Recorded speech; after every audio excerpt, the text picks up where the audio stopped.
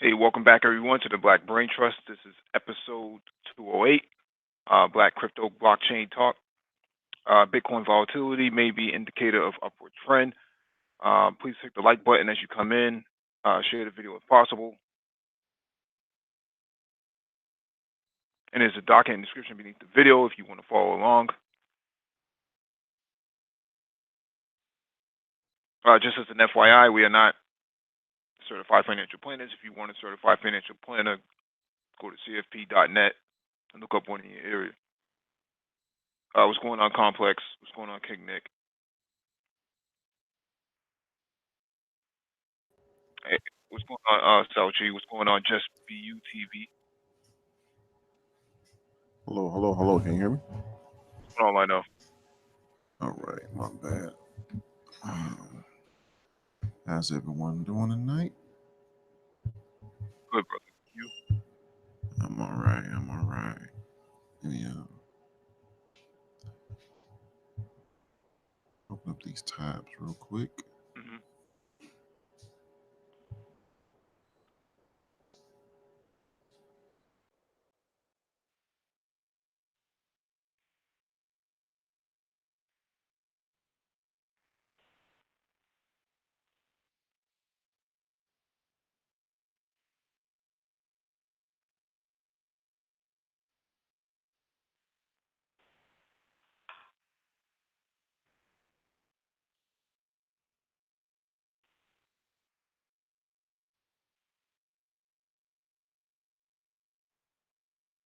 CR Frank, what's going on?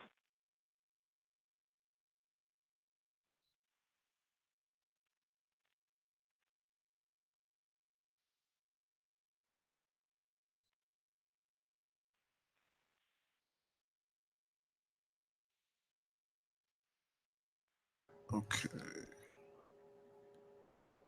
All right, let's get started. Hope everybody, excuse me, hope everybody having a great day today. All right, let's get started.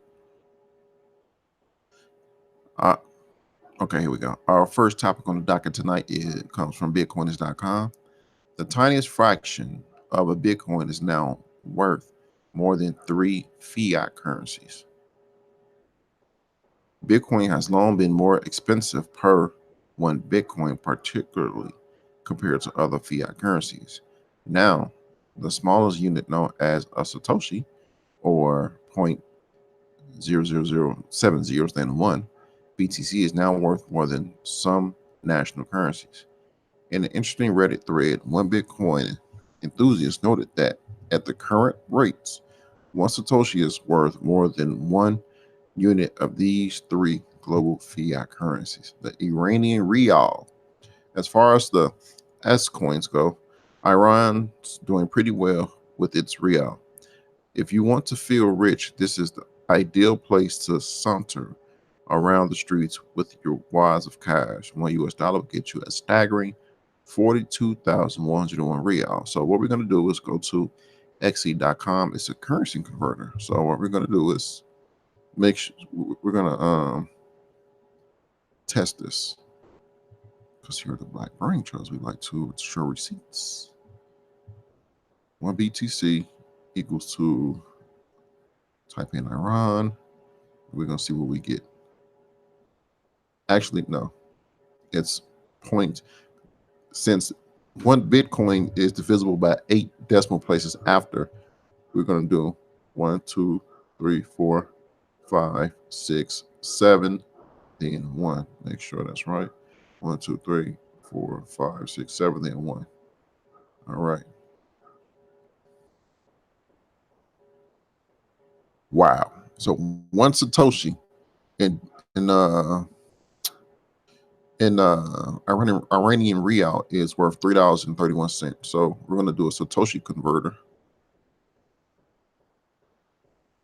Not only this is a learning lesson also, so you all can understand a lot of what's going on and be able to be proficient when speaking to someone else.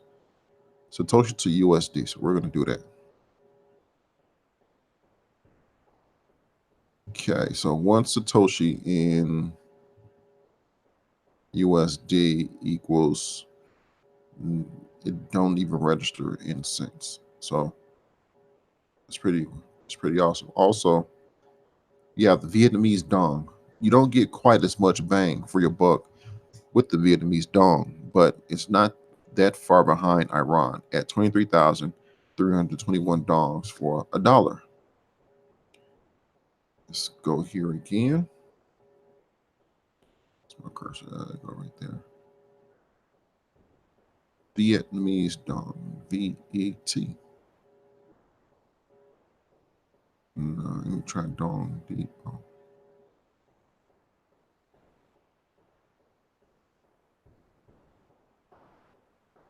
Sure, I'm spelling this correctly. Okay, Viet.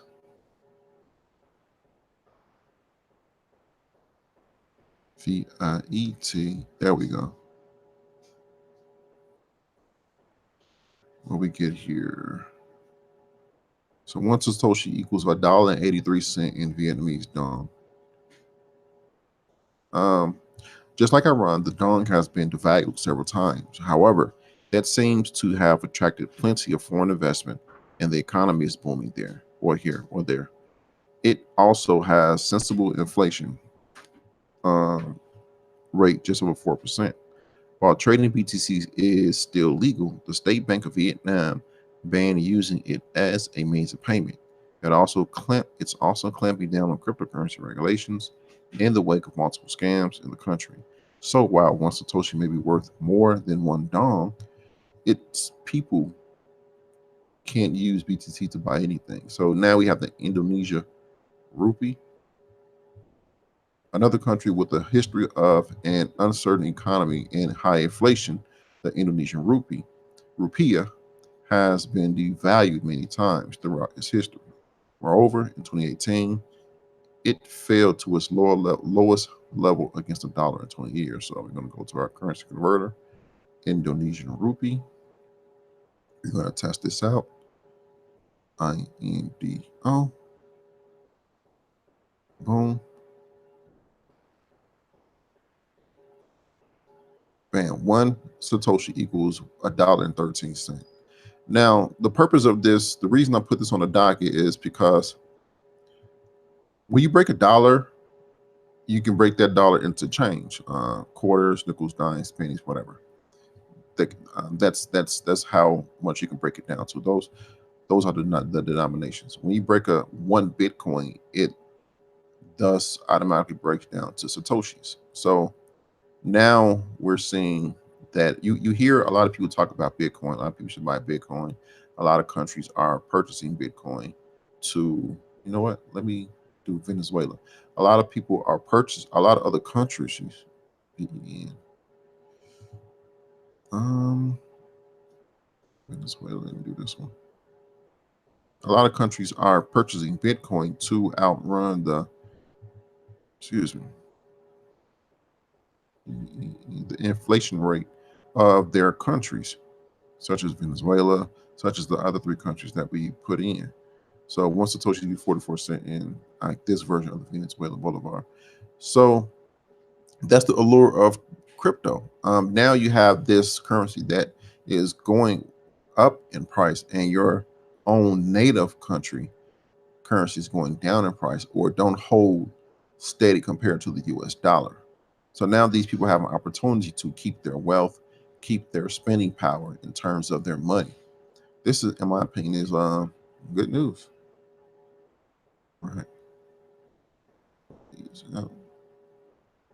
get to our next article for tonight. The next one comes from Cointelegraph.com. Coinbase Earn now available to the public in over 100 countries.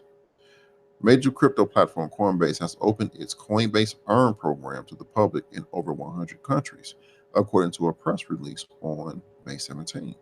As Cointelegraph reported, Coinbase first announced the program at the end of 2018 as an invite-only initiative. This pilot period let users earn cryptocurrency by learning about ERC20 token 0x. Coinbase stated that according to a survey they conducted, uninformed users were reluctant to invest in crypto but were eager to learn. Quote, one of the biggest barriers preventing people from exploring a new digital asset was a lack of knowledge about that asset. Many of the people we surveyed expressed a strong desire to begin learning about new and different crypto assets beyond Bitcoin, but didn't know where to begin. End quote. As the title implies, Coinbase Earn users can also earn crypto. In return for taking quizzes about Stellar Lumens, Zcash, and BAT, basic attention token, users can earn those respective coins. Earlier this week, Coinbase added trading pairs for 50 new jurisdictions, as well as USD coin trading options in 85 countries. In its press release announcing the expansion, Coinbase commented on its hopes for USDC to provide economic stability in these newly covered countries. For new users in countries like Argentina and Uzbekistan, where users where customer prices are expected to inflate by 10 to 20% in 2020, stablecoins like USDC could provide an opportunity to protect against inflation. End quote. So what we're going to do is go take a look at this Coinbase Earn.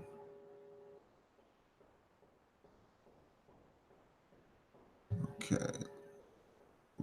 okay. So you go to coinbase.com/earn.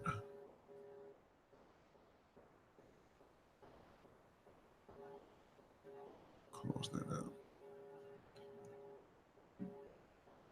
So with on Coinbase.com earn, you can see that if you want to earn crypto, they have 4 courses. Well, where they'll teach you about stellar lumens. Come on down. They'll teach you about stellar lumens, and you can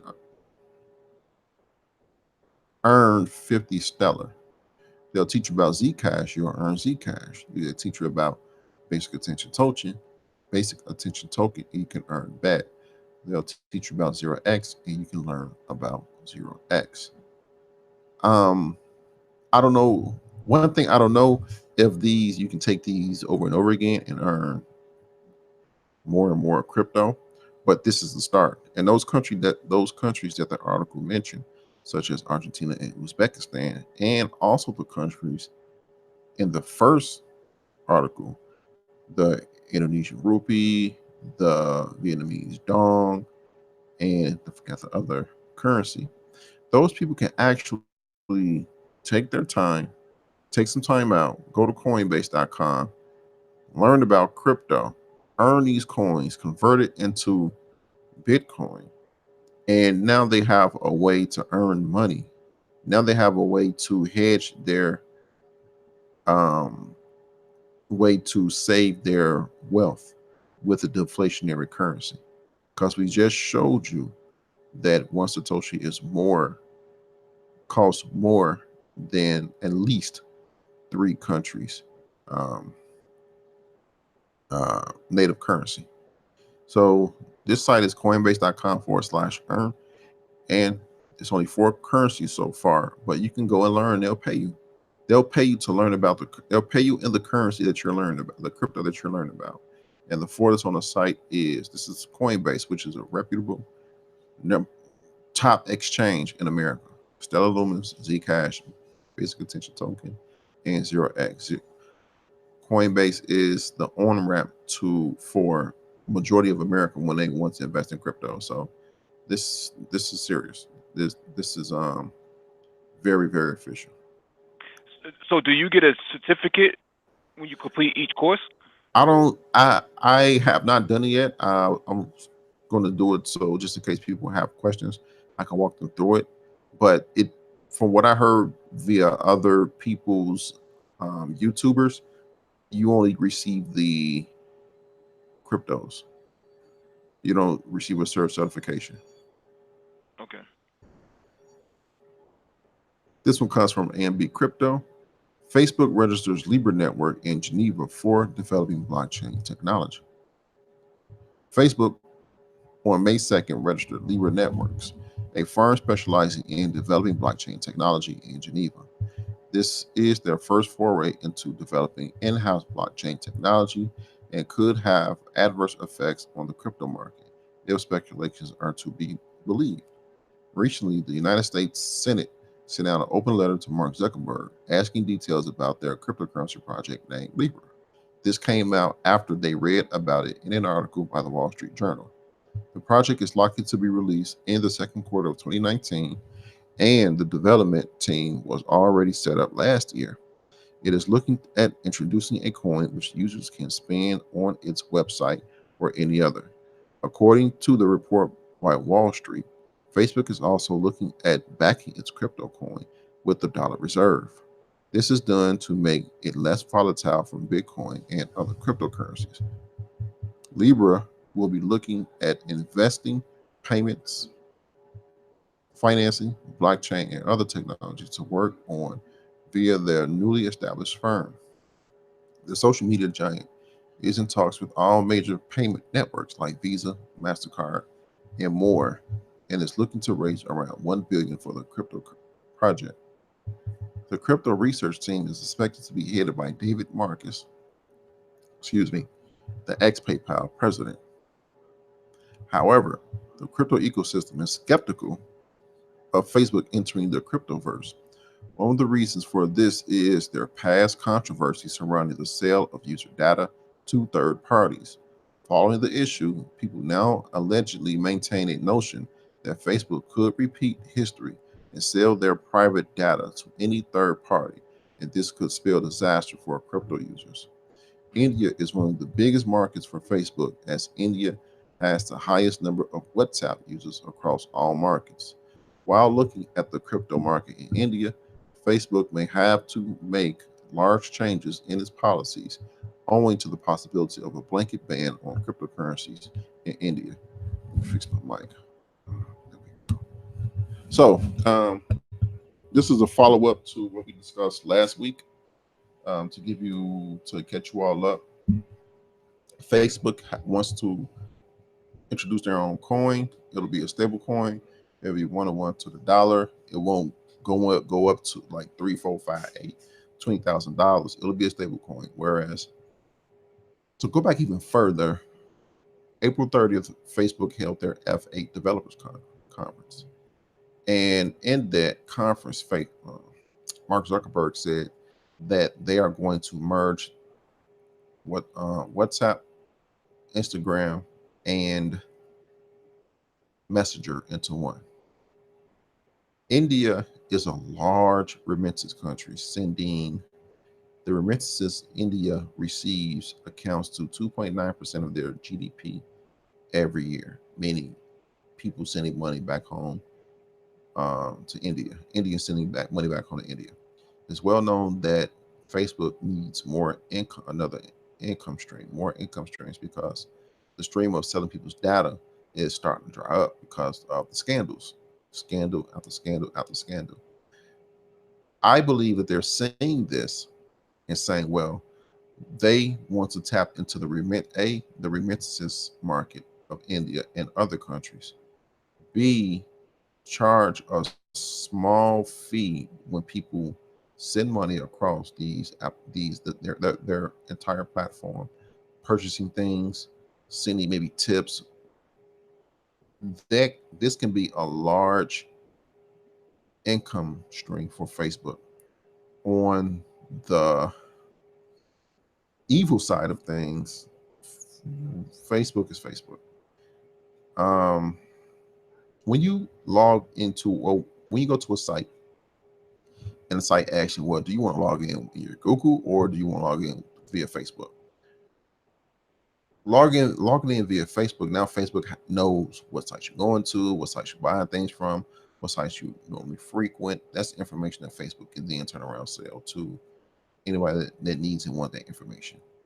Put on top of fintech aspect of that, now they have even more data.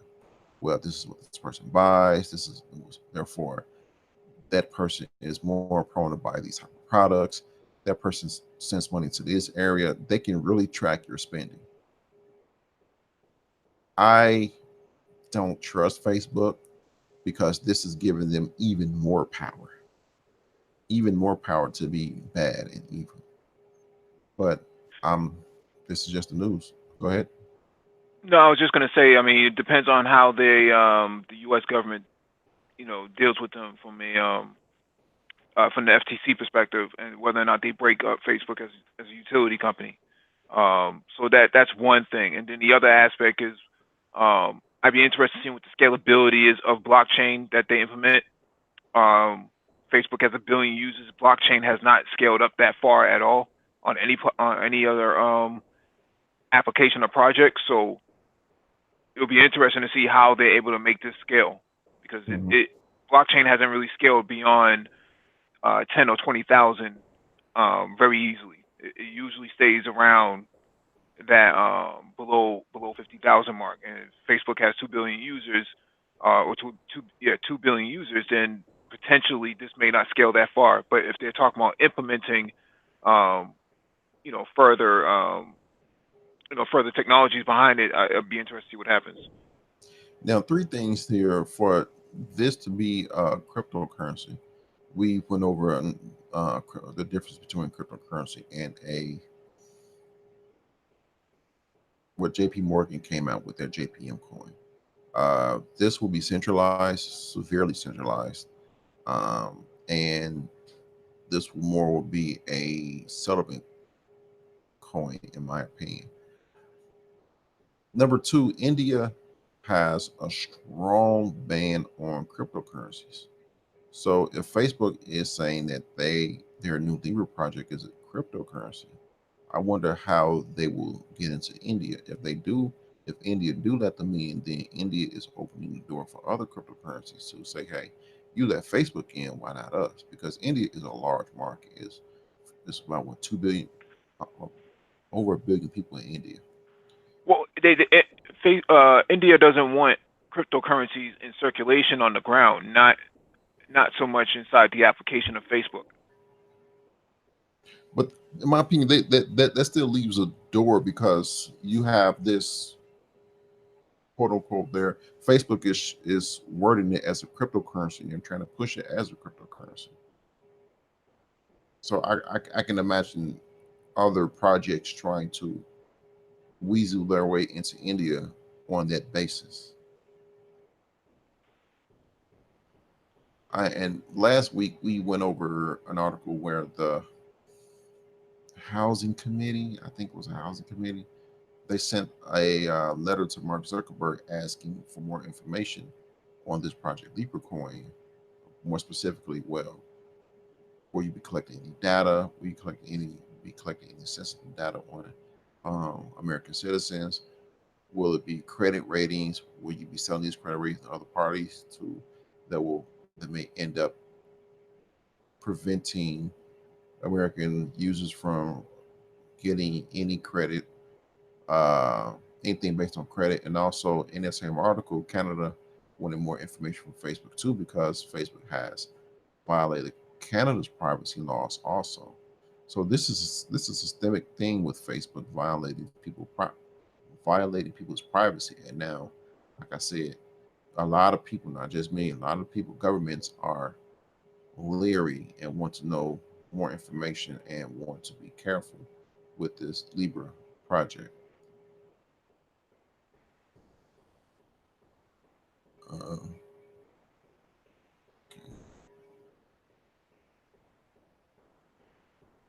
this next article comes from CoinDesk.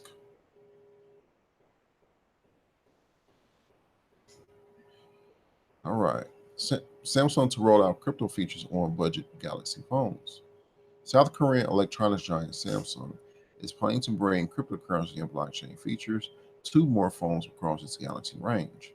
Citing a press release from Samsung, Business Career reported Tuesday that the firm would make its digital wallet app available even on lower cost models and will further expand the crypto features to more jurisdictions.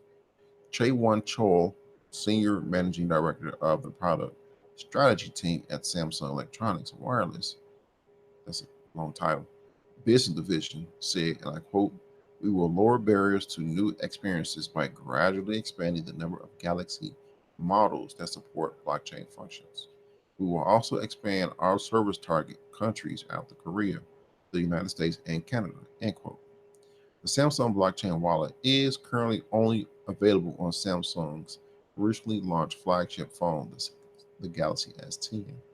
The X10 additionally comes with blockchain features such as digital signing and decentralized apps or dApps, which the report appears to suggest may also be added across the Galaxy range. Business Korea said that Samsung is also in talks with telecom firms such as SK Telecom and KT Corporation, formerly Korea Telecom, about about possible about possibly of working together on blockchain digital based on blockchain based digital identification verification tools and other initiatives. Samsung has been wading deeper into the blockchain waters in recent months, following the reveal of the blockchain and crypto focus of the Samsung Galaxy S10 phones. It notably said it is developing its own blockchain network based on Ethereum and may issue a Samsung coin or a token in the future. Samsung is also planning to add blockchain technology to its enterprise IT solution packages. The tech giant also recently invested around 3 million in cryptocurrency wallet startup Ledger. Working backwards here. Ledger is very well known in the crypto sphere. Now, Ledger is a hardware wallet, and you can store your cryptos on there. It's a hardware cold storage wallet. Samsung invested $3 million in that startup, which is good. Also, their Samsung coin will be a token, and the difference between a token and a coin is a, something of value with its own blockchain. A token is something of value that is on someone else's blockchain. This Samsung coin will be based on Ethereum, so it will be on Ethereum's blockchain. If it comes out, it will be on Ethereum's blockchain. It will be Samsung's token, not it will be Samsung token, not Samsung coin. Also, having scroll up, Samsung rolling out this feature on all the Galaxy 4 lineup. It's a number. How about I just do this? Their lineup consists of about 5 phones, and I believe that's also including the Samsung Fold.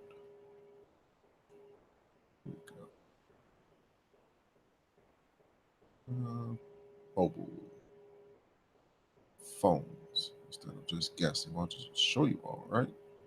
All right, so we got the Samsung S10 5G and the Samsung S10, the Galaxy S, the Galaxy Note, the Galaxy A and J, and the Galaxy Fold. So that's one, two, three, four, five. 5 phones. Right now it's on the Samsung Galaxy S10. The Samsung Galaxy S10 5G will be coming out pretty soon. And that leaves 4 other phones, and that includes the Samsung Galaxy Fold. So Samsung want to roll this crypto wallet out to the rest of the Samsung Galaxy line. And correct me if I'm wrong on this, Mike. Samsung's reach on their Galaxy phones is about 70 million people. It's estimated. If you include their tablets, it's probably well over 100 million. Wow, that's a that's a reach. If you include their smart TVs, you're talking close to 250 million. So, Smart TVs and smart watches. mm, so that's a lot. That's a lot of impressions. A lot of people that can be reached with this crypto wallet that they're rolling out, and that Samsung token, which is good. It's good. It's good in my opinion. This next article comes from Coinbase again. TD Ameritrade exec. Tens of thousands of our clients are interested in crypto. This is TD Ameritrade. This is not a someone that's saying this from somewhere. This is TD Ameritrade saying this. Fluctuations in the price of Bitcoin have not affected overall interest in futures tied to the cryptocurrency, a TD Ameritrade executive said on Tuesday. We get calls, emails, 60,000 clients have traded something in this complex. Stephen Quirk, TD Ameritrade Executive Vice President, remarked during a panel at CoinDesk's Consensus 2019. As Quirk later said, quote, as soon as you open the door, you're going to get a lot of people, end quote, looking to participate in the market. He also noted that attendance has been off the charts at the Bitcoin education events excuse me, facilitated by the company, and that this intense interest isn't just from millennials, but older retailers also. Likewise, TD Ameritrade has found that investment advisors, or RIAs, are equally interested in Bitcoin futures as the company's pure retail clients. Quirk and fellow panelist Thomas Chepis, CEO of exchange ErisX, which TD Ameritrade has invested in, also commented on institutional investors, which perhaps despite popular perception, they claim are already investing in Bitcoin. Apologies is not happening faster, Chipper said in a nod to skeptics, but it's happening. It's never going to be fast enough for the people who write headlines. Quirk also gave credence to the idea that institutional investors are waiting for an ETF to emerge before they invest in Bitcoin. We hear that quite a bit, he confirmed. Quirk and Chippas further commented that there is demand for physically settled Bitcoin futures, which, because they would be based on an underlying commodity and not be cashed settled, would enable traditional risk management tools to function better. As for their outlook on the future of digital assets, Quirk compared the current market to the dot-com bubble of the 90s. While the bubble ultimately burst, successful companies like Facebook, Apple, Amazon, Netflix, and Google, or the FANG, emerged.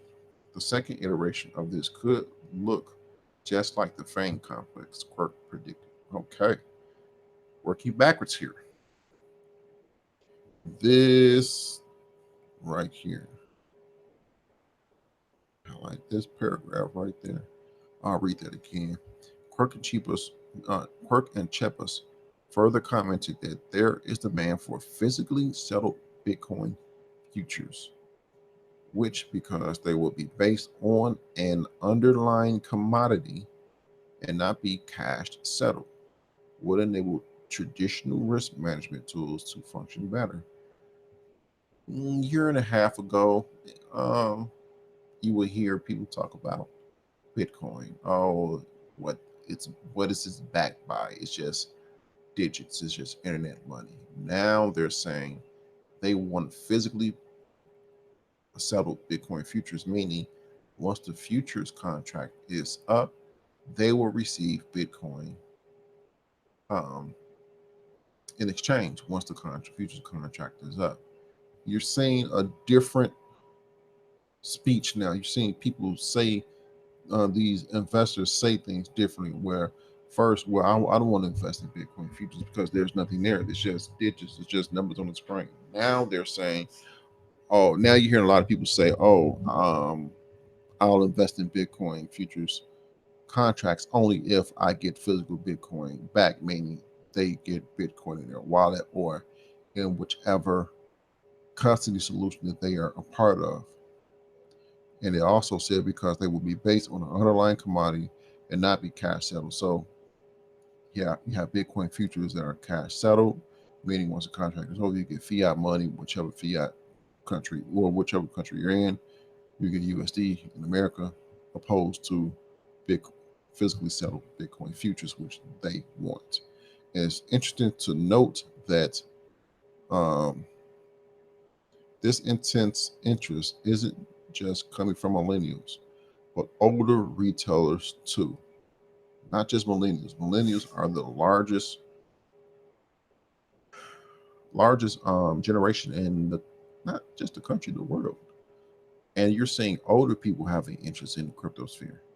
And this is coming from TD Ameritrade, a top country in terms of investments. And this is some good information.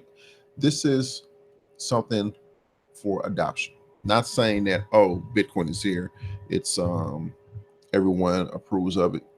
It's done. We good. No, this is just a step on the way to adoption. There's many steps in that staircase. This is just another step on that stairway to adoption. Is there any questions in the chat? Well, I think I got the thing going.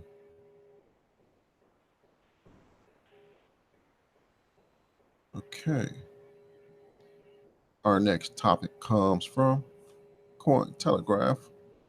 Report: Coinbase negotiates acquisition of Zappos Bitcoin custody business. Oh, this is a good one. This is a good one, people. All right. American major cryptocurrency exchange Coinbase is reportedly negotiating the acquisition of the Bitcoin custody business of cryptocurrency wallet provider Zappo. Technology-focused media outlet The Block reported on May 16. Again, they're only trying to acquire the Bitcoin custody business part of Zappo, not Zappo in total. They're trying to they want to purchase the custody solution part of Zappos. Sources familiar with the matter reportedly told The Block that Coinbase has been vying with the digital currency wing of United States financial services giant Fidelity. So you have a cryptocurrency exchange that's vying with a $7.2 trillion asset under management company for a custody wing of another company. Again, you're a traditional investment company, Fidelity, which is the whale of whales, it's the big dog. They're vying with a crypto exchange to buy part of another business. Reading on. Fidelity Digital Assets for Zappo. Oh, okay, I'll read that again. That was one long sentence. Sources familiar with the matter reportedly told The Block that Coinbase has been vying with the digital currency wing of United States financial services giant Fidelity Digital Assets for Zappo over the past several weeks to advance its custody business. Following the closure of the deal, Coinbase will reportedly pay about $50 million in cash to Zappo, with the contingent earnout for remaining with the company. Founded in 2014, Zappo is a Hong Kong-based firm that provides a BTC wallet and a cold storage vault, as well as Bitcoin-based debit credit cards. The company is backed by leading industry players such as venture capital firms, Greylock Partners, and Index Ventures. Crypto investment companies, Digital Currency Group, Winklevoss Capital, and Blockchain Capital. Zappo reportedly holds 5.5 billion in assets under custody. Oh, this is where it gets good. They reportedly hold 5.5 billion in assets under custody. Earlier this month, Cointelegraph reported that Coinbase CEO Brian Armstrong said that Coinbase custody managed to get 1 billion in assets under management in just 12 months after its launch. He also mentioned that 70 institutions signed up to the service during that period.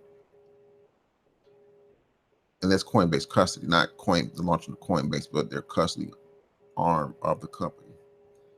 Coinbase officially launched its custody service for institutional investors of July of last year. So they receive $1 billion in assets under management, which means institutions owning cryptos, and since July of last year. It's a lot of money. A lot of money of cryptos that institutions are investing in. That is.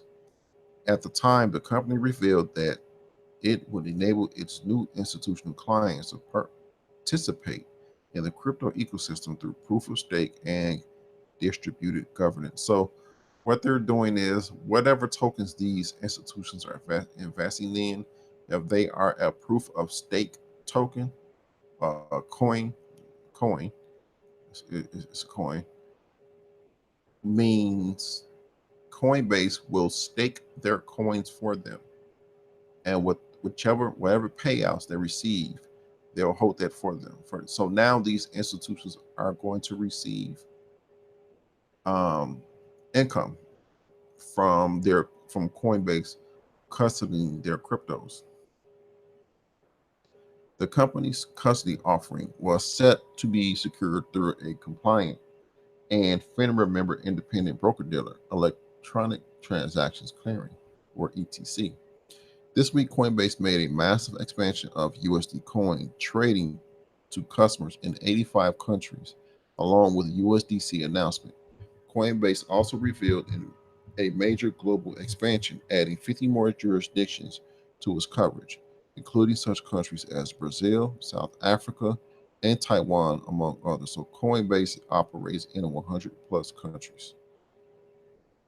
This is good news, in my opinion. Very good news. All right, get to the next one. This one comes from News BTC. Institutions clamor for Bitcoin. Crypto giant Coinbase may acquire Apple. So this is just a reiteration of what is going on. I forgot what was in this article that stood out to me. But basically is saying, okay, here we go. Okay, so institutions flood into Bitcoin. This comes as data has revealed that institutional players are also jumping headfirst into crypto, downing a red pill, if you will. On Monday, for instance, the CME's Bitcoin futures saw 168,385 Bitcoin worth of volume on Monday, up from February record of 91,690 Bitcoin. In a similar fashion, the digital currency group subsidiary Grayscale mm, was revealed Monday to have seen its flagship product, its Bitcoin Trust, post 141 million in volume today on markets. And we've gone over the Grayscale Bitcoin Trust, which is the ticker symbol GBTC. And this is one of two investments that Grayscale holds that retail investors like you and I can invest in. And just showing you what it is right here on the screen. Ticker symbol GPTC. Again, it's not investment advice. We're just having a conversation with folks. And Fidelity Investments revealed that institutions are wildly amicable towards the digital asset class. Out of the more than 400 U.S. institutional investors polled, 47% agreed that cryptocurrency should have a place in their portfolio. Wow. This is coming from Fidelity. But this begs the question: will improved custody solutions spark widespread FOMO from some of the bigger names in the institutional side of the market? So, what they're saying is now that you have some big institutions, not all, you have some that's getting into the cryptocurrency game. Will that spark other people are saying, other institutions are saying that? Will that spark other institutions saying, well, Fidelity, TD Ameritrade, JP Morgan Chase, E-Trade, they're getting into it. I think it's time for us to get into it. They may FOMO into it, whereas if those institutions may not, FOMO meaning fear of missing out. Whereas if those institutions did not get into it, then the institutions that will FOMO into it will not get into it. If you understand what I'm saying, so it may be a domino effect. Well, everybody in the pool now. That's what they was saying at the end of that one. Institutions clamoring for Bitcoin. Crypto giant Coinbase may acquire Apple. So yeah. All right, moving right along. I like this. Anybody? Okay. So, decentralized identity, how Microsoft and others plan to empower users to own and control personal data. This is from Cointelegraph. This is a follow up from last week where we talked about how Microsoft wants to put decentralized identity on how people control their own identity and put that on Bitcoin's blockchain. Um, the article also went over how, excuse me, how they gave examples, is what I'm trying to say, of how Facebook may not go through this, might put had its input, good input, where Facebook may not have a choice and so forth. But now we're going to go into how Microsoft and others plan to empower users to own and control personal data. Okay. All right. This may send people off, but I'll read the good parts of it for you all. All right. So Microsoft, one of the world's largest software makers by revenue, is currently on a blockchain streak. This time, Microsoft presented a vast blockchain related plan, a decentralized identity network built atop the Bitcoin network, which can potentially empower users from all over the internet to take control over their personal data and content. Earlier in May 2019, the United States tech giant announced its brand new Azure blockchain service, along with Azure Blockchain Development Kit for the Ethereum blockchain. It also teamed up with Starbucks to present the first use case for this technology, tracking coffee production from farm all the way to paper cups. Decentralized identity, from helping refugees to fighting data centralization. The initial the initiative could be traced back to the summer of 2017 when Microsoft collaborated with Accenture and Avanade to create a blockchain-powered database system that would enable multiple parties to share access to the data, to the same data, with an extremely high level of confidentiality and security. The prototype, running on Microsoft Azure, the tech corporation's cloud platform, would was presented to support ID 2020. The group is a nonprofit public-private partnership that has set out to deal with identity-related challenges that plague over 1.1 billion people around the world. In partnership, those people, in particular, those people come from less privileged social backgrounds, and so the lack of documents excludes them from participating in cultural, political, economic, and social life. The concept of digital identity has been widely discussed as the key to solving those issues. For instance, the United Nations has proposed to use it to aid refugees who form a substantial part of the undocumented population. We want every refugee to have a unique digital identity. Filippo Grandi, the UN's High Commissioner for Refugees, declared in October 2017. This will enhance accountability and facilitate two-way communication between refugees and service providers. It will also help prevent and reduce statelessness. Cool.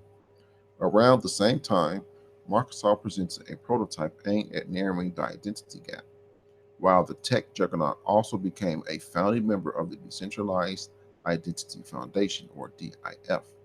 The company subsequently continued to The company subsequently continued its research on how a digital identity can be decentralized and therefore benefit not only those who don't have an officially recognized identity, but average internet users as well, meaning practically everyone.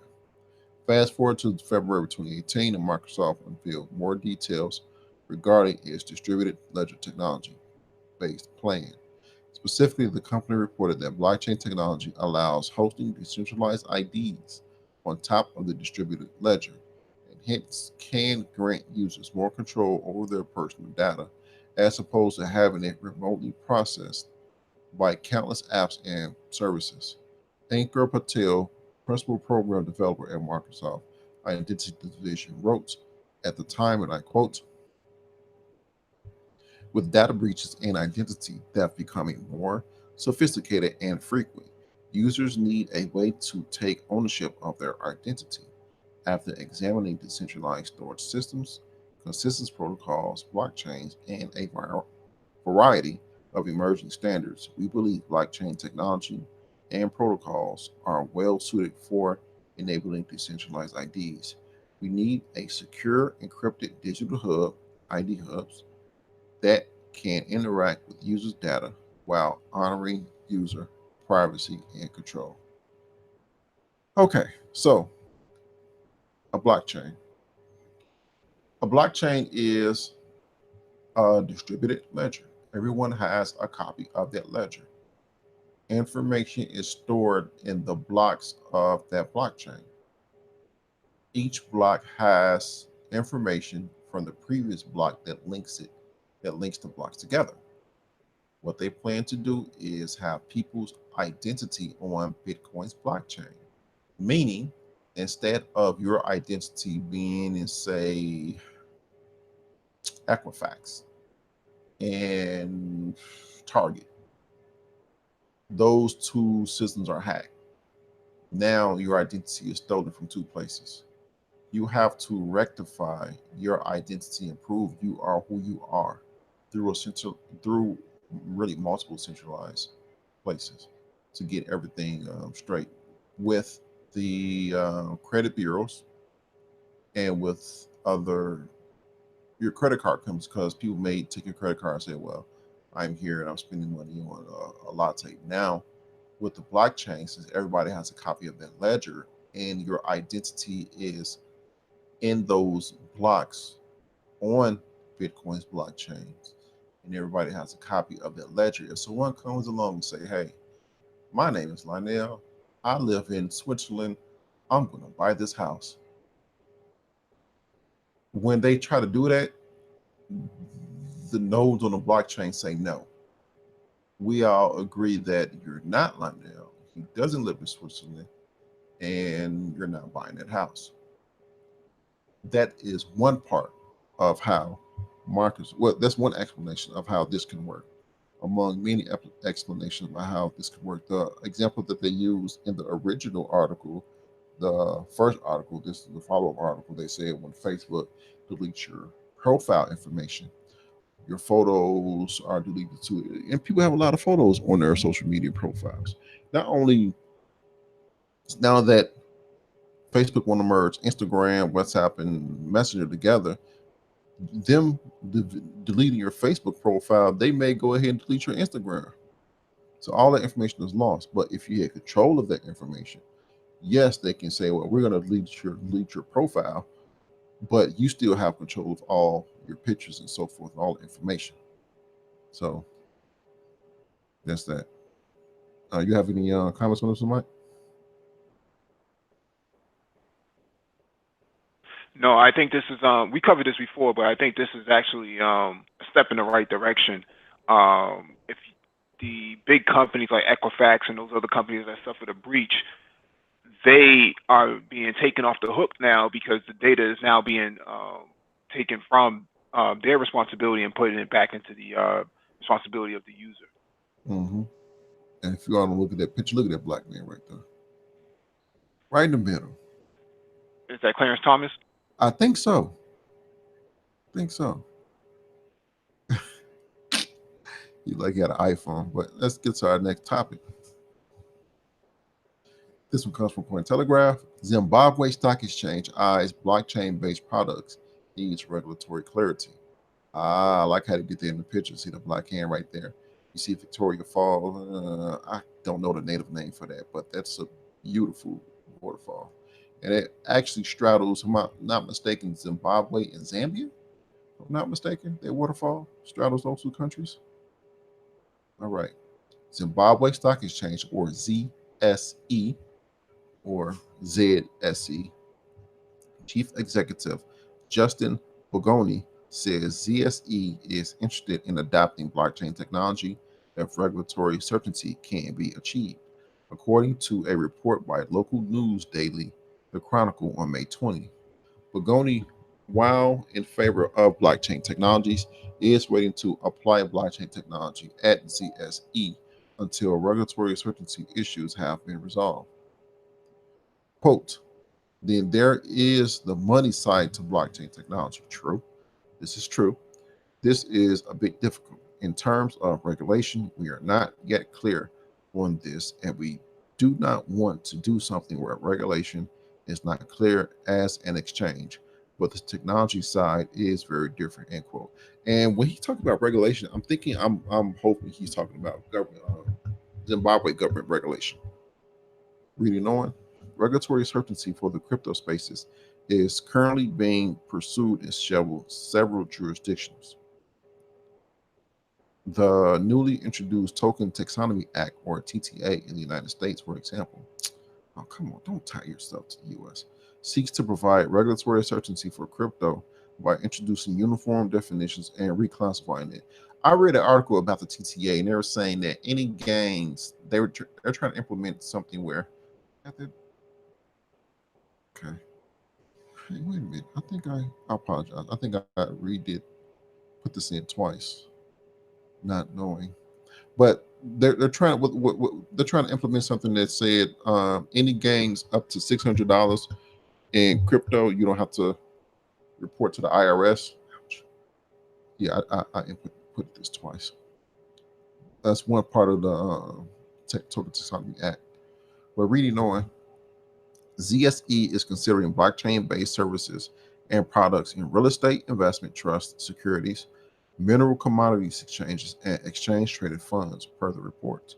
As previously reported by Cointelegraph, Zimbabwe is known economically for the collapse of its national fiat currency in 2015.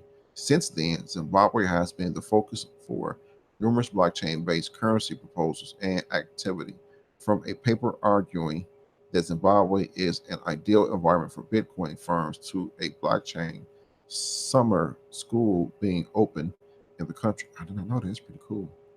In 2017, however, the Reserve Bank of Zimbabwe, or RBZ, the country's central bank, announced that Bitcoin is illegal. Oh my God.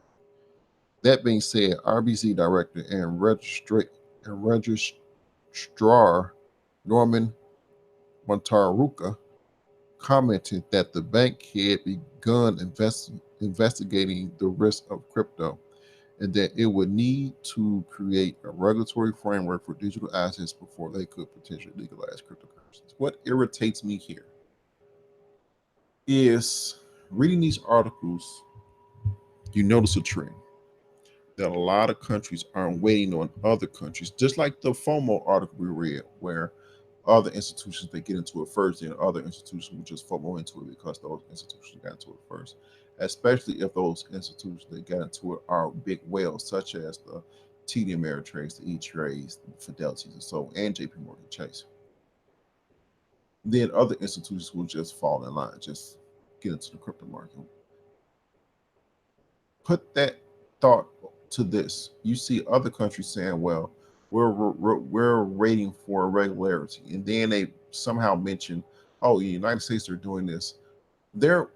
It's like they're waiting on the US to say something about, or give some type of regulation about cryptos, for them to bring out regulation about cryptos. And I guarantee you, once America say something about regulation of cryptos, you'll see a falling, a domino effect of other countries saying, well, we got regulation too. This is our regulation. I guarantee you, this right here, this, oh yeah, right there. This, why is it blue now? Right there says, regulatory certainty for the crypto spaces is currently being pursued in several jurisdictions, or several countries. The newly reintroduced Token Taxonomy Act in the United States, for example. That's what they mean by several jurisdictions. They mean several countries, several other countries. Then they go, the very next sentence they say, the newly introduced Token Taxonomy Act in the United States, for example, seeks to provide regulatory certainty for crypto by introducing uniform definitions and reclassifying it. And this is what irritates me. Stop waiting on the US. Stop waiting on these same countries that tell you to jump and how high and what you're not supposed to do with your currency. You do what you want to do. You are a smart black man, smart black woman in your own country, on your own land. You say that this is a technology, or even if it's not blockchain, anything else that can benefit you, you do it. Don't wait for America to say, well, we have regulation, and then you copy your regulation from them. This is what irritates. This is what bugs me. Goodness. Stand up. So I don't think that they're just waiting on the U.S. Because they want to follow the U.S. or they're waiting for dictatorial ideas from them, but they're actually going to copy the framework bar for bar and use that for themselves. Right, right. Most countries would use that as a template rather than anything else. Right. Yeah, and that's what I mean. They wait for America to pass whatever regulation, then they take that regulation and say, well, they'll frame, like you said, they'll frame theirs from America and say, well, we got regulation too. And that's why I said when America comes out with their regulation, I guarantee you'll see a domino effect of these other countries saying, well, we got regulation too, all of a sudden. After these past few months and years, they say, well, it's illegal. It's illegal in our country, and all of a sudden you have regulation. Come on now.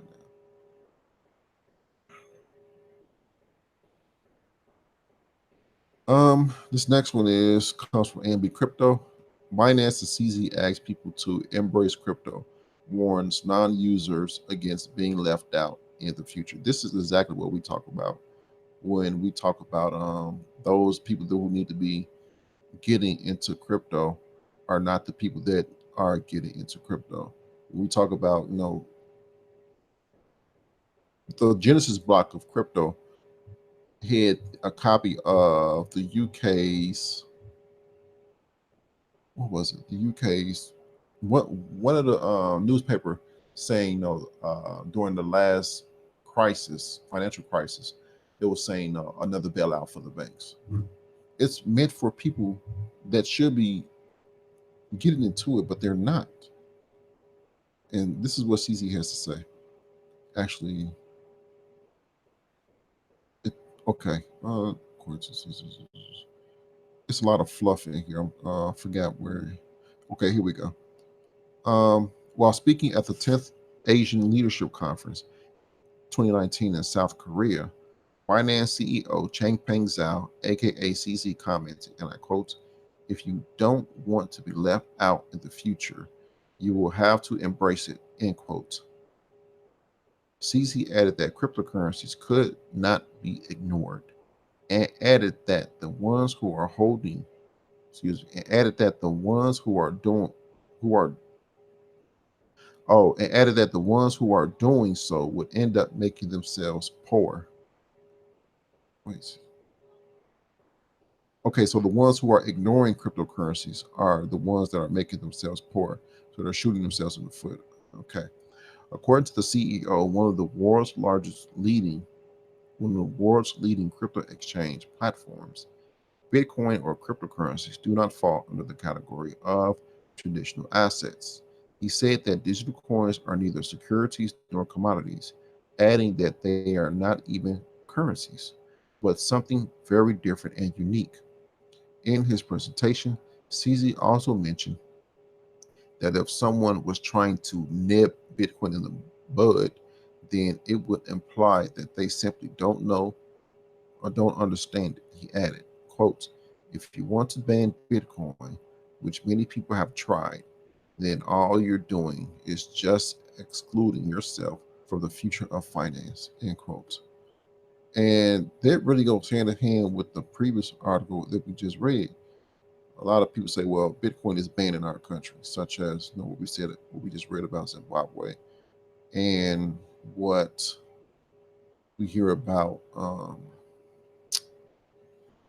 India and other countries. A lot of Russia say this too from time to time.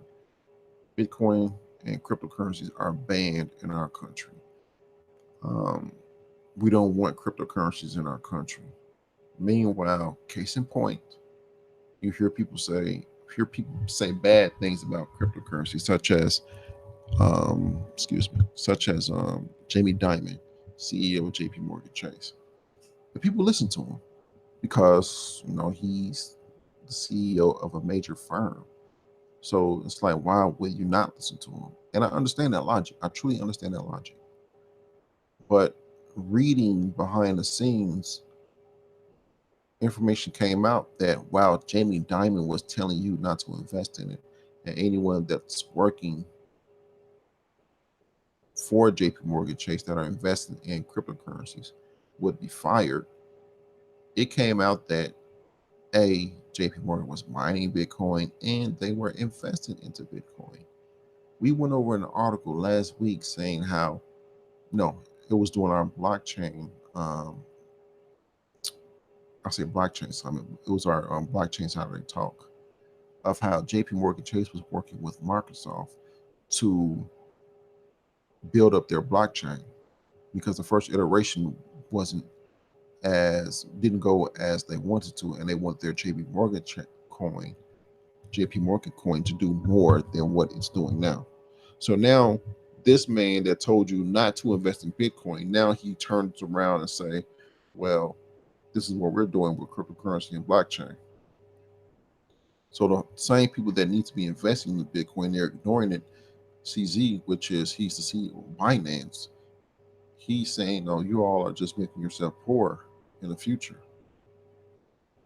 I'm going to bring up another article to really back up what he's saying. All right. Okay. Um, Honda and GM to research smart grid electric car interoperability with blockchain tech. Major automobile manufacturers, Honda and General Motors, or GM, are jointly conducting research on electric vehicle and smart grid interoperability using blockchain tech. Japanese news outlet Nikkei reported on May 20th. As part of the project, Honda and GM will investigate whether electric vehicles can be used to stabilize the supply of energy in smart grids. Wow. Specifically, the companies intend to develop data retrievals methods between electric vehicles and smart grids, which will purportedly enable electronic vehicle owners to earn fees from storing power in car batteries and exchanging it with the grid. Wow. The parties will work within the International Technology Consortium Mobility Open Blockchain Initiative, or MOBI, that aims to make mobility services more efficient. The platform was launched in early May and is the brainchild of over 30 participants, including Bosch, Hyperledger, IBM, and IOTA. As previously reported by Cointelegraph, GM filed a blockchain patent for a solution to manage data from autonomous vehicles. The system aims to produce secure and robust data distribution and interoperable exchange between multiple automated vehicles and other entities, such as municipalities, regional authorities, and public facilities. Wow. The American automobile giant also became the joint blockchain startup Spring. That don't sound right. Also became the joint blockchain startup Spring Labs partner project to enhance data security. Among other leading car manufacturers that are embracing blockchain technology, Mercedes-Benz developed a blockchain platform that allows for the storage of documentation and contracts in complex supply chains. I'm going to read something again because this is very interesting. So it says, as reported by Cointelegraph, GM filed a blockchain patent for a solution to manage data from autonomous vehicles. The system aims to provide secure and robust data distribution and interoperability exchange between multiple automated vehicles and other entities, such as municipalities, regional authorities, and public facilities. So the smartphone keep falling in my hand. These what they're it sounds like what they're trying to do is when automatic speaking too fast. I apologize. When autonomous vehicles are on the road more than they are now, they will be driving um,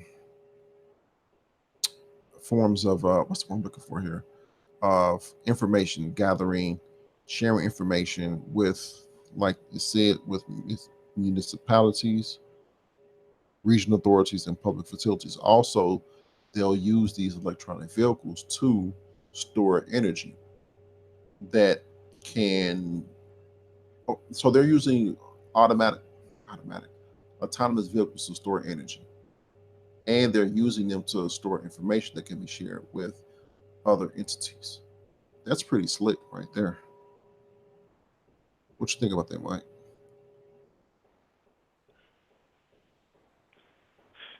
I think this is actually good. It's a good direction that they're moving into, and it was bound to happen. I mean, you had to have some form of quick way of managing all of the data that's generated by these vehicles and the infrastructure itself, tied in all in one. And this is the only way to really do it. Mm-hmm. Mm-hmm. Yeah, that's pretty slick. And this is what I mean when you have these technologies. People judge these technologies based on their early, how they look early on. Just like the internet, people judge the internet by the way it looked in 1995 and 1992. Now look at us now. We're on the precipice of 5G network that have 1 gigabit download speeds, where you can download a movie outside on your phone, a 4K movie, in 10 to 15 seconds. You have that capability now. If people said in back in 93, when you received those AOL discs in the mail with 15 to 30 minutes worth of online time, they said, well, this is just cumbersome. Just get rid of this. This isn't going to grow. You will be sitting here now gathering information that will help you set up your future and your children's future. I say to say, with the technology now, cryptocurrencies and blockchain, yes, it's cumbersome because it's still new. It's still building out. But this right here, what they thought about right here, this is what I'll talk about, where you can't judge a a technology based on how it looks now. They're talking about storing energy in autonomous vehicles and having those autonomous vehicles go around and share information with municipalities, with what's the other ones, regional authorities and public facilities. Who would have thought that? Wow, I like that. Okay, Bitfinex exchange on the verge of conducting LEO audits. Movement on chain delayed till Wednesday. Okay, this is an ongoing thing, and I'll break this down without reading the article, because the article is kind of what just confuse you. Bitfinex and Tether are owned by the same entity called iFinex. iFinex owns Bitfinex and Tether USDT. Tether and Bitfinex have overlapping managers on their team. Bitfinex lost $850 million. Bitfinex then had Tether, which is owned by the same company called iFinex, transfer over supposedly between $700 million and $900 million to cover their losses. Tether USDT is a stable coin, meaning it's tied 1-to-1 with the dollar. It may fluctuate between 97 cents and $1.04, but it will always come back to its mean of about 99 cents to a dollar. For every tether that's printed out, there's supposed to be $1 in the bank to back up that tether. If you transfer between $700 million and $900 million to cover your losses, That's 700 to 900. Let's say $850 million because Bitfinex lost $850 million. That's $850 million that's not backed up in tether. Meaning, when investors do, like I say, a bank run, they want their tether. They want to cash out a tether to Bitcoin. They can't because nothing's backing it. There's not saying nothing's backing it because there's about 2 billion worth of tether out there, but 850 million, that's close to half. So now you have a situation. You can put yourself in a situation where you don't have enough tether to cover people want to cash out. Now, the New York Attorney General, her name is Letitia James. Normally, when you in the crypto space, when you hear people say, "Well, this is coming out, our project is coming out, but it's not in these certain countries, such as," and it's normally be Iran or North North Korea, and in America, it's always New York State. Well, the New York Attorney General Letitia James said, "Well, we want to know if any New Yorkers were caught up in that loss of $850 million. So they want Bitfinex to open their books to see if they were servicing any New York investors, which they were not supposed to. Now, Bitfinex, while that is going on, Bitfinex is having a token offering. They are offering their own their exchange token called the LEO. This is not unnormal because Binance had the Binance Coin, other exchanges such as Kraken, they're opening up to accredited investors. So this is not unnormal. This is becoming pretty normal. But they want to raise $1 billion, and people are speculating that they're covering up that 850 million and returning whatever that was borrowed from Tether. They're giving it back. Now they raised close to, or they have raised that $1 billion already. And the information I'm giving you now is actually fresher than this information that's on the screen. Um, the New York Supreme Court, Bitfinex asked the New York Supreme Court to do a stay on what the New York Attorney General, they want to open their book, saying their lawyers saying that you have no jurisdiction to tell us that you want us to open your books. So now the New York Supreme Court is saying just give information that is relevant to any case. You don't have to go open your entire books to prove that if any New York investors were investing into Bitfinex. So this is just a whole situation. They lost close to $1 billion. They're trying to cover it up. And then on top of that, since Tether is supposed to be back 101, if there's 3 billion Tether out there, they're supposed to have $3 billion to back up each Tether. But back in February, Tether changed the wording on their site to say Tether is only backed up 74%. And the other 26% is through cash equivalents, IOUs, and investments. Then during the case this week, someone from Bitfinex said that they invested into Bitcoin. And the judge, I think it's Judge Cohen, he said, well, that's not safe because Bitcoin fluctuates. So how are you going to invest in Bitcoin when you're supposed to be a stable coin?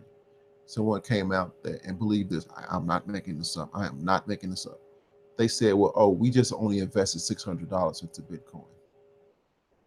Get the so that's the situation right now. It's pretty interesting. It's pretty interesting.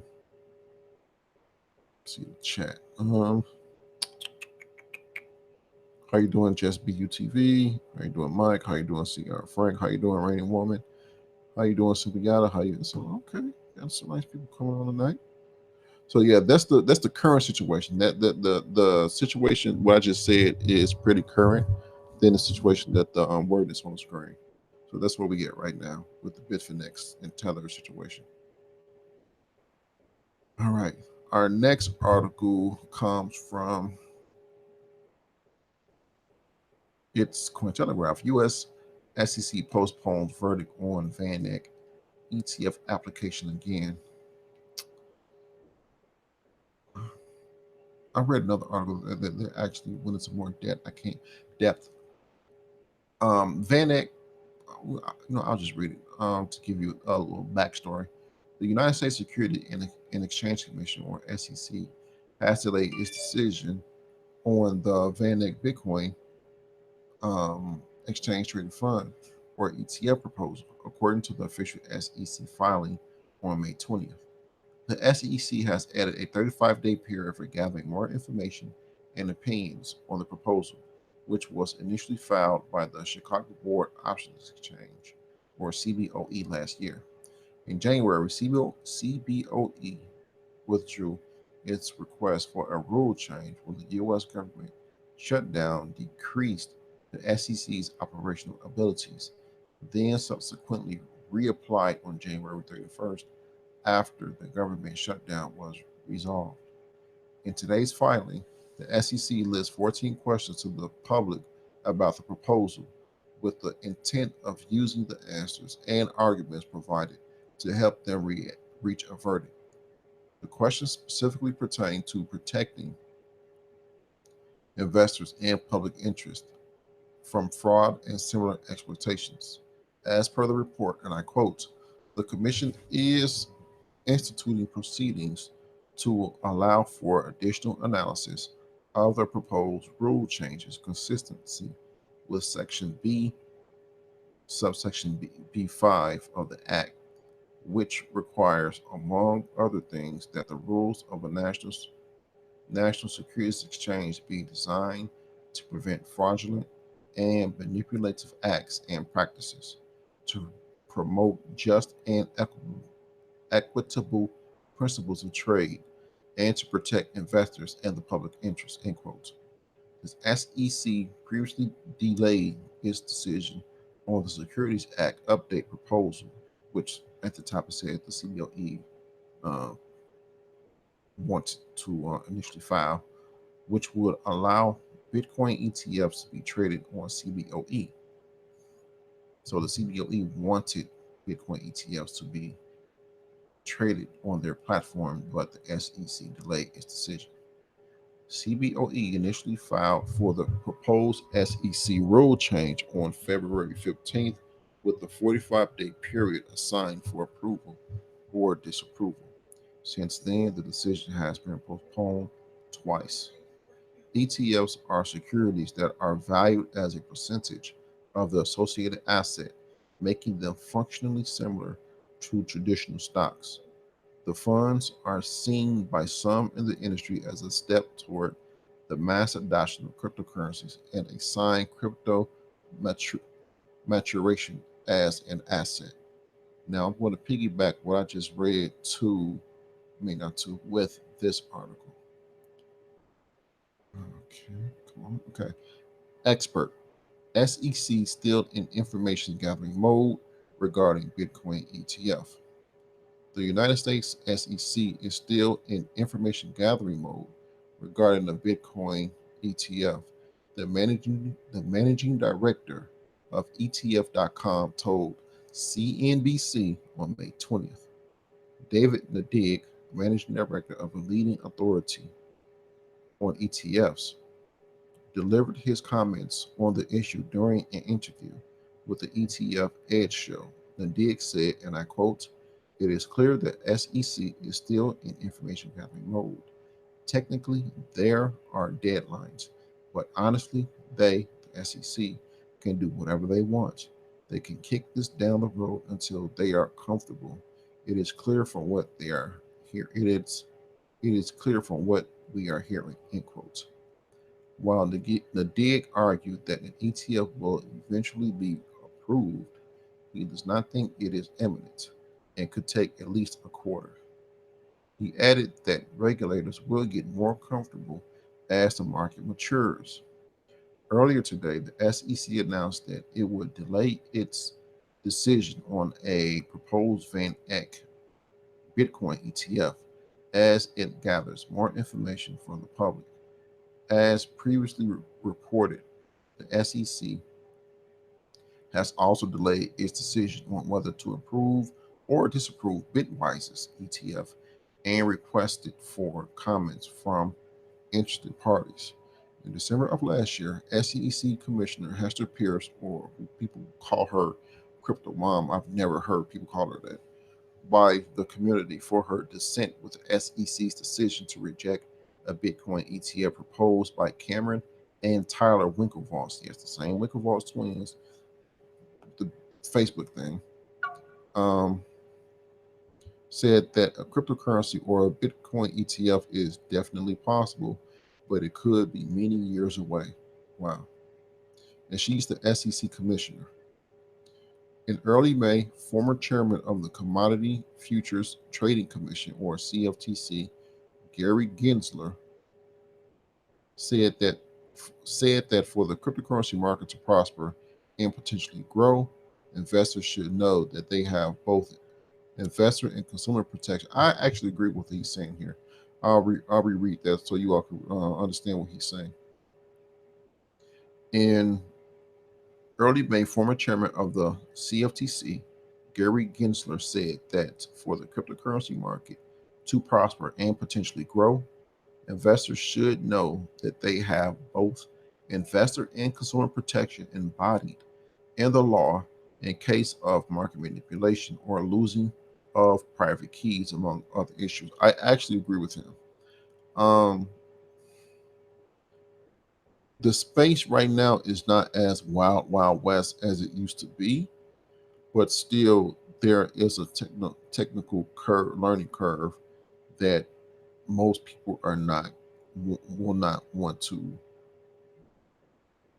take, and they're more comfortable. Yeah, one of the allures of Bitcoin is be your own bank. You can, you be in charge of your own money, da da da da da. But people are used to banks. They, while that's true, and while that will continue to still be true, if you can be in control of all your funds and assets and things like that through crypto, people are just more comfortable with whatever they are, whatever they own being custodied or being taken care of by central entities such as Fidelity with Fidelity Digital Assets, per the article earlier in the show when they in Coinbase were trying to buy the custody wing of Zappo, such as the TD Ameritrade, such as JP Morgan Chase, such as E208, who I personally called, and they said that yes, they're going to be doing Bitcoin futures first. So people are more comfortable leaving their crypto in a custody solution because if those places get hacked, they know they're going to be cashed out of fiat. But if they have their own, if they are in charge of their own, they lose their private keys or they're hacked, there's no one to go to. You have to have that technical know-how to go on the blockchain, see whether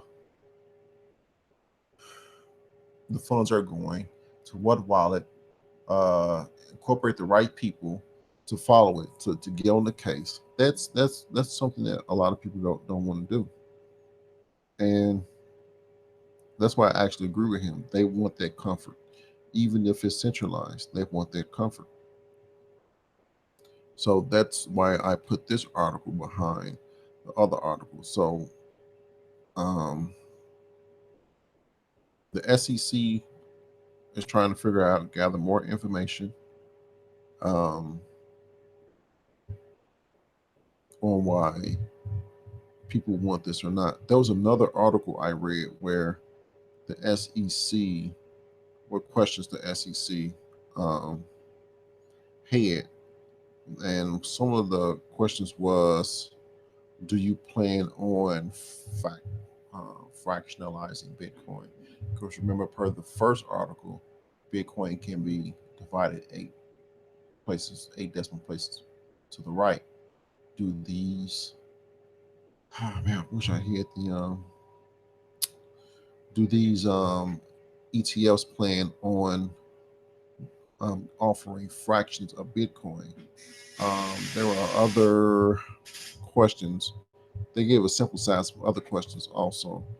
I forgot. I got to look that article up. It didn't dawn on me to put it on docket for tonight. I thought the show would last a lot longer.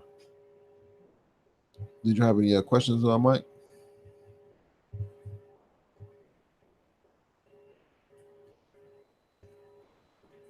No, I think you covered it pretty well. The information gathering is really based on people who are not in the know, who work in these areas. This is a very foreign sort of language to them, so it's gonna take some time. Right. And this is the article right here. Because you SEC. still have to. Go ahead. No, I was just gonna say you still have to audit the blockchain in some way, shape, or form. If it's private, if you have a private blockchain, it's gonna be hard for auditors to actually get to it because they don't have access. Right. Right. I just found an article. Another article after this one. It's dated. What's this? Come on. Wait. Okay. May 21st, which was 3 days ago, right? Today's the 23rd. No, 2 days ago. SEC wants these questions answered after delaying another Bitcoin ETF. So the questions are, okay, where we at? It's down here. Okay, here we go. It's two of them. I think it's two of them. Yeah, two main questions. And I actually agree with the second question. Um, what are commenters' views on the extent to which each of these OTC platforms is regulated? What are commenters' views on the extent to which each of these OTC platforms can or does conduct surveillance of Bitcoin trading activity? See here. It also has SEC also has concerns over whether broker dealers may offer fractional shares to retailers. Quote, what are commenters' views regarding whether broker dealers such as the TA Ameritrade, are likely to offer fractional shares in the trust to retail investors? Investors are like you and me. Retail investors are non-institutional investors, so people. Permitting retail investment with a allowing retail investment with a smaller financial commitment. So those are just a sample size of the questions. This is the full document right here. It's PDF right here. Securities and Exchange Commission. Uh, this is the full document. They have the questions in there. Yeah, but I wanted to bring up this article now that we have some time. When I first read this title, I roll my eyes. I say, "Oh, here we go again." Somebody bad mouthing XRP, Ethereum, all these other cryptos. But he actually has a point, and I'll read the article. And as I read, you all will see his point. Just Bitcoin, why a diverse cryptocurrency portfolio makes little sense. Bitcoin educator and entrepreneur Jimmy Song has posted on the benefits or lack thereof of a diverse cryptocurrency portfolio. He suggests a fresh argument as to why adding altcoins to a portfolio with Bitcoin makes little sense. That's Jimmy Song right there. He normally wear like a big Stetson cowboy hat also, but that's him right there. In a stock market scenario, the reason for diversification is to reduce volatility and optimize your risk reward ratio. And buying 10 stocks instead of one, you hedge against any catastrophic failing in that one stock. Although the stock is also subject to certain transparency requirements, so its story and reality are likely to correlate pretty closely. And that's the traditional stock market. In contrast, for most cryptocurrencies, the story and reality could be poles apart. The story and reality could be poles apart. The reality lies in the code, which is incomprehensible to the majority of investors. It may not be even available, leaving just the white paper or story to go on. Cryptocurrency does not have the same checks and balances to ensure that these correlate. In fact, there can be an incentive for the development team to overpromise and underdeliver. The true value can be vastly overinflated by the story, as that is almost as that is all most people see, which is the story. The reward, therefore, is often over exaggerated. The reward, therefore, is often exaggerated, while the risk is underplayed. This does not reduce your exposure to volatility. Why Bitcoin is different. When Bitcoin launched, there was no incentive to overpromise or embellish the story. The market simply wasn't there. The, the concept lived or died on the code, which was incidentally written before the white paper and actually over delivered. So the code was written before the white paper, and Bitcoin just didn't appear on the scene. There were other iterations of type of cryptocurrency before Bitcoin. Even PayPal wants to do this. So the code they actually built on the code. So the code was written before the white paper. Furthermore, the Bitcoin code has been scrutinized by many. I'll read that again. Furthermore, the Bitcoin code has been scrutinized by many thousands of people who likely understand it better than you or I ever will. It is truly decentralized and open source. Therefore, Song concludes that it does belong in your portfolio. The technical reality is usually understood by few, and everyone else trusts that what the creators put into the white paper reflects reality. Explain Song. There is nothing to rely there is nothing to really enforce that the story and reality conform. And instead, the information about the coin comes from a small number of people that created the coin. He goes on to consider altcoins based heavily on the Bitcoin code, such as Litecoin, or forks such as Bitcoin Cash and Bitcoin Satoshi's Vision. However, due to the lack of major positive differences and often worse maintenance of the code base, these do not tend to give the desired benefits of risk and volatility reduction. Sloan notes, and I quote, most coins are not vetted beyond the marketing story, making sense and sometimes not even that, and result in a giant inverted trust pyramid with the founder at the bottom. So, what else should you invest in? So, you have some Bitcoin. What else do you need? According to Song, you should do your own research. And as the story can't be trusted, this means examining the code. Which are you likely to be either, wait, I read that wrong. Which you are likely to be either unable to do, non coder, closed source, or not available, or unwilling to put the time into. Obviously, you can't trust the opinions you read or hear online to be unbiased. So, the only conclusion, according to Song, is that once you have Bitcoin in your portfolio, there is little point diversifying into other altcoins. So, what he's saying is since the Bitcoin code has been scrutinized, it was the first one seen. People are saying that, hey, this is Bitcoin. People look at the code. People talk about the code.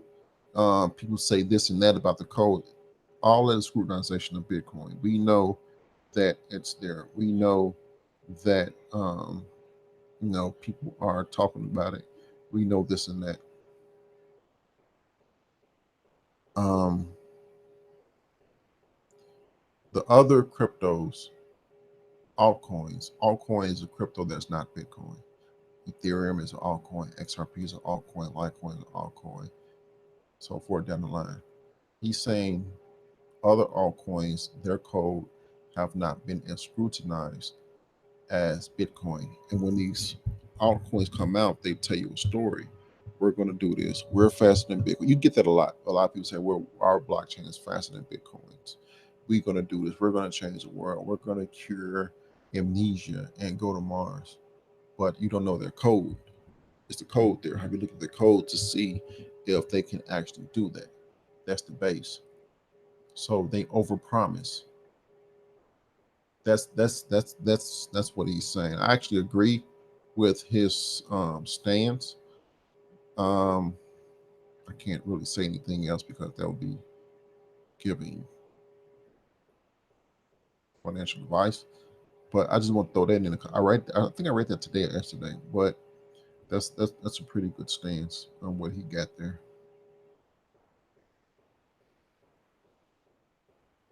There's another article I want to put on the at the end since we got some time, but I can't remember the name of it. Um,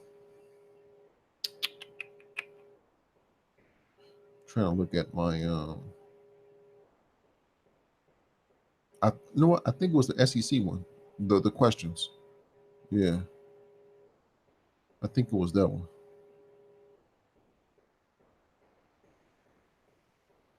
So any oh, actually it wasn't. I apologize. It wasn't. This one is good. Um, let me see.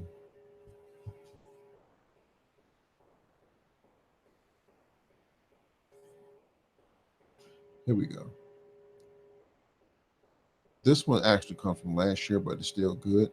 People talk about, oh, Bitcoin is for criminals, Bitcoin is for pedophiles, Bitcoin is for rapists, Bitcoin is for drug dealers, Bitcoin is for all the bad people. Mind you, they were saying the same thing about, they were saying those same exact words about the internet. Receipts, people, receipts. At the Black Brain Trust, we bring receipts. You can actually find that on YouTube where people talk about the internet in its early heydays. Um, Now they're saying those same things. Bitcoins for rapists, Bitcoins for this and that about Bitcoin. Receipts. This is from August 8th of last year. USDEA actually wants criminals to keep using Bitcoins. A U.S. Drug Enforcement Administration agent has told mainstream press that she wants criminals to use cryptocurrencies because it makes them easier to track. The blockchain, baby. The blockchain is an open ledger. It's open. You know where things are going. That's the purpose. I want them to keep using them. Speaking to Bloomberg, August 7th, Bloomberg. You know, this top stuff.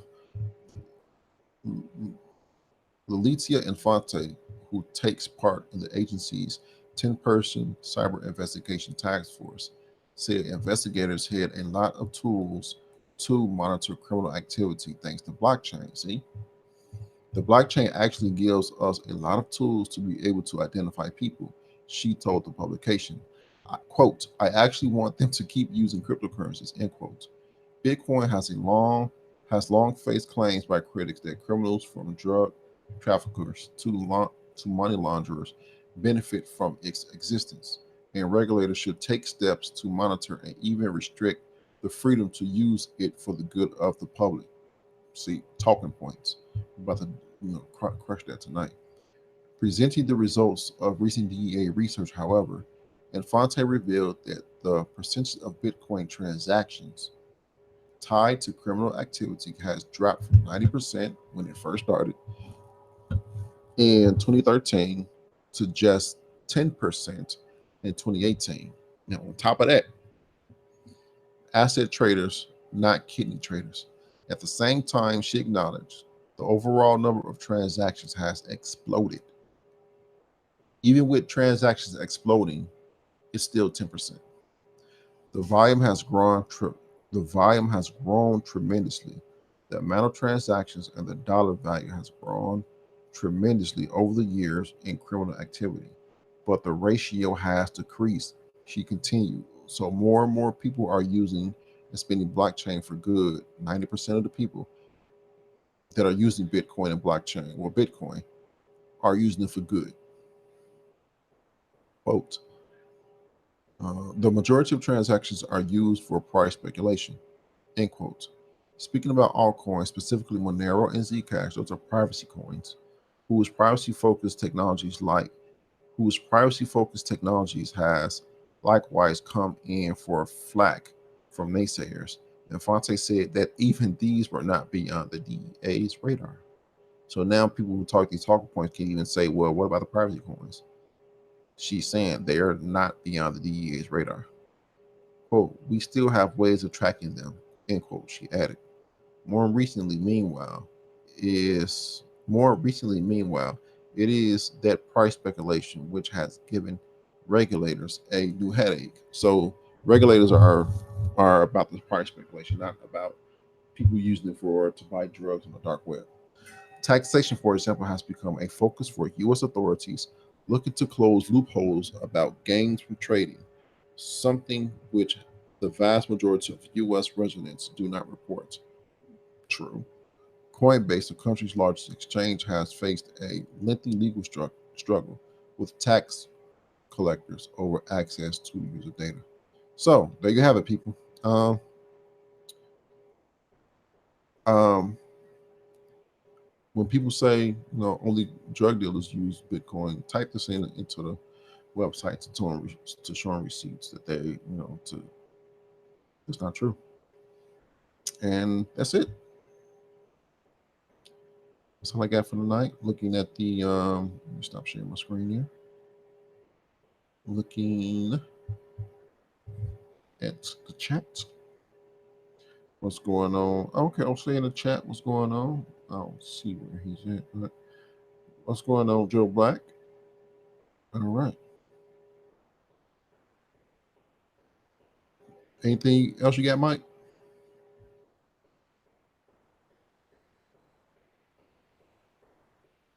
I think Mike's away. Say that again. You got anything else? No, I don't have anything else. I want to say this.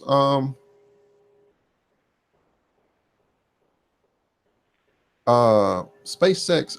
I hope that they're still doing it tonight. SpaceX is going to be launching their Starlink satellites tonight. Are they still doing it? I think they're still doing it. Starlink is a cluster of satellites, 12,000 in total, that's going to not circumnavigate, but they're going to encompass the globe, the Earth, to provide internet to everyone on Earth. SpaceX is launching their Falcon Heavy rocket, and it's going to contain 60 satellites in the payload.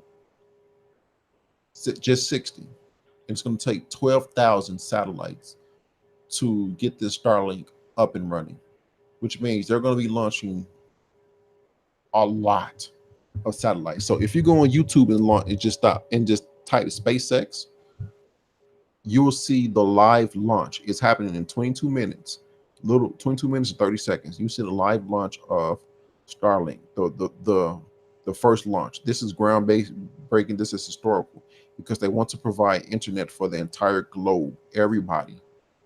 This is the first launch of 60 satellites, which is going to be 12,000 satellites in total.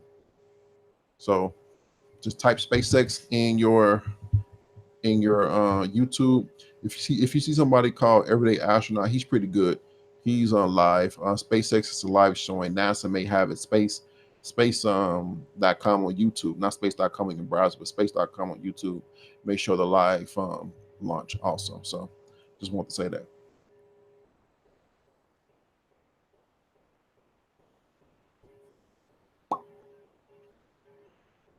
What's going on, O'Shea? How you doing? All right. That's it. That's all I got.